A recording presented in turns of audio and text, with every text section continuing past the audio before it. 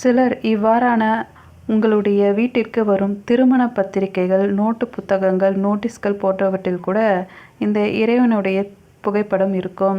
இதற்காக நாம் அனைத்தையும் சேகரித்து நம்முடைய பூஜை அறையில் அடுக்கி வைத்து கொள்ளக்கூடாது. இறைவன் நம்முடைய மனதில் இருக்கிறார். பக்தி மனதில் இருந்தால் போதும். எனவே எந்த விதமான குற்ற உணர்ச்சியும் இல்லாமல் உங்களுக்கு கிடைக்கக்கூடிய இறைவனுடைய முகம் பதித்த கேலண்டர், திருமண பத்திரிகைகள், நோட்டு புத்தகம், நோட்டீஸ்கள், பழைய படங்கள் ஏதாக இருந்தாலும் அதனை கொண்டு போய் ஓடும் நீரில் விட்டுடுங்க. ஓடும் நீர் என்பது இயற்கையாக ஒரு விஷயத்தை ஆக்கவும் அழிக்கவும் செய்யக்கூடிய ஆற்றல் படைத்ததாகும். அதனால்தான் எந்த ஒரு ஆன்மீக காரியங்களிலும் ஓடை நீரை பயன்படுத்துகிறார்கள்.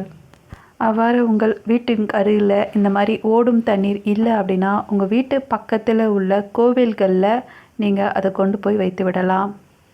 அதே போல் பழைய சுவாமி